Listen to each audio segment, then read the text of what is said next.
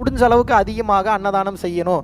மனிதர்களுக்கு செய்ய முடியலனாலும் பறவைகளுக்கோ விலங்குகளுக்கோ உங்களால் என்ன கொடுக்க முடியுமோ அதை கொடுத்துக்கிட்டே வாங்க. மனுஷனுக்கு கொடுத்தாலும் ஒன்று தான், விலங்குகள் பறவைகளுக்கு அன்னதானம் செய்தாலும் ஒன்று தான். இரண்டிற்கும் வேறுபாடே கிடையாது. கிளியர்?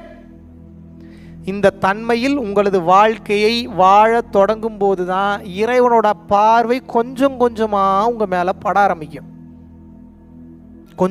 கொஞ்சமாவது அப்புறம் வாழ ஆரம்பிக்கணும். அதே தன்மையோடு வாழ வாழ வாழ வாழ வாழ பயிற்சி செய்ய செய்ய இப்போ எனர்ஜி நிறையா உங்களுக்குள்ளே சேர ஆரம்பிக்கும். எனர்ஜி நிறையா சேர்ந்துருச்சுன்னு வைங்க, நினச்சிங்கன்னா நினச்சது நடக்கும்.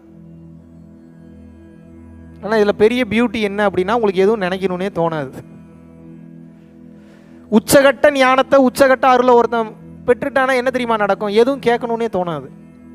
சிரிச்சுக்கிட்டே உட்காந்துருப்பீங்க ஜாலியாக.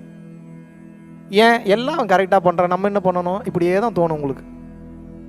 இப்போ நீங்கள் என்ன பண்ணணும்னா, உங்களது தகுதியை வளர்த்து கொள்ள வேண்டும். எப்போது உங்களது தகுதியை வளர்த்து கொள்ள ஆரம்பித்து விடுகின்றீர்களோ அப்போது இறைவன் வாரி வாரி வழங்குவார் உங்களுக்கு. நீங்கள் நினச்சி கூட பார்க்க முடியாதெல்லாம் கொடுப்பார். நீங்கள் கொஞ்சம் கூட நீங்கள் நினச்சி பார்க்க முடியாத பொக்கிஷத்தெல்லாம் கொடுத்துருவார். நீங்கள் என்ன மிஞ்சி மிஞ்சி போனால் என்ன கேட்பீங்க? வீடு, காரு, குழந்தை, வேற என்ன வேணும் உங்களுக்கு? ப்ராப்பர்ட்டி, நிலம், வேற பொன், பெண், மண், மிஞ்சி மிஞ்சி போனால் மோட்சம், முக்தி, அவ்வளோதானே. 10 தாண்டலை. எதை தாண்டலை?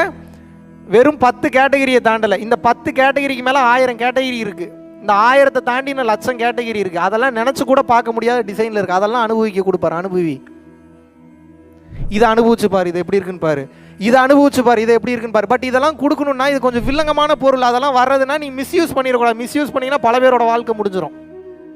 போகிற போக்கில் அழிச்சு விட்டு போயிடுவீங்க எல்லாத்தையும் நீங்கள். அப்போ என்ன, அதை கொடுக்கறதுக்கு முன்னாடி முதல்ல பக்குவம் இருக்கான்னு பார்க்குறாரு. இங்கே பிரச்சனை என்னென்னா, உங்களுக்கு பக்குவம் இன்னும் வரவில்லை. உங்களுக்கு என்ன இன்னும் வரல? அப்போ இறைவன் எதை பார்க்குறாரு? முதல்ல பக்குவத்தை வளர்த்துக்கன்னு சொல்கிறாரு. டே நீ பக்குவத்தை வளர்த்துக்க, அடுத்த வினாடி நான் உனக்கு கொடுக்குறேங்கிறார்.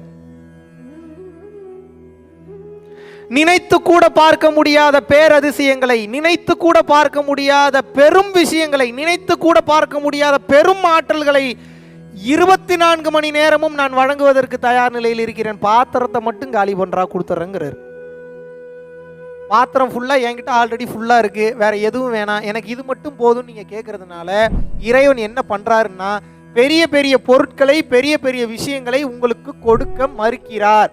ஏன்னா உங்களுக்கு அதற்குண்டான பக்குவம் போதவில்லை. Yes or no? இப்போ நீங்கள் என்ன பண்ணணும்னா, பக்குவத்தை முதல்ல வளர்த்துக்கணும். பக்குவத்தை வளர்த்துக்கிறதுனா என்ன?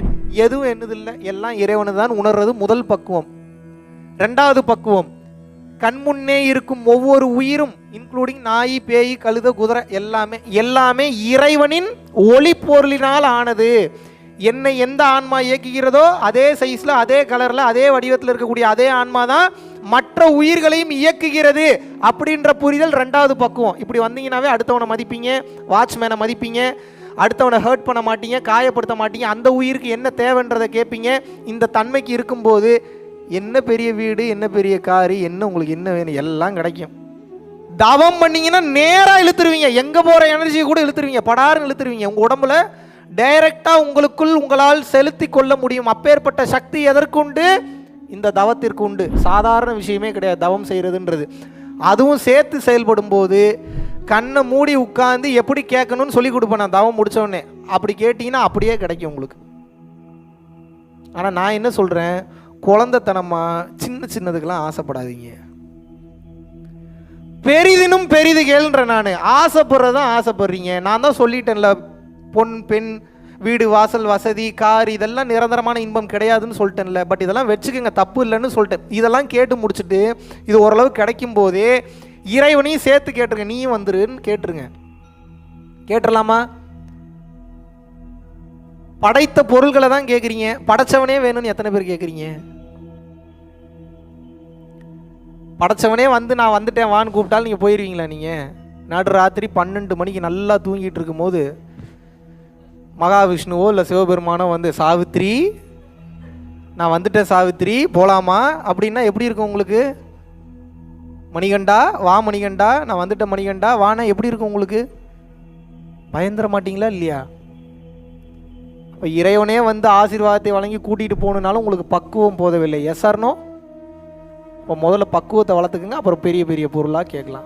முதலில் பக்குவம், தகுதி எப்படி வேணாலும் சொல்லலாம்.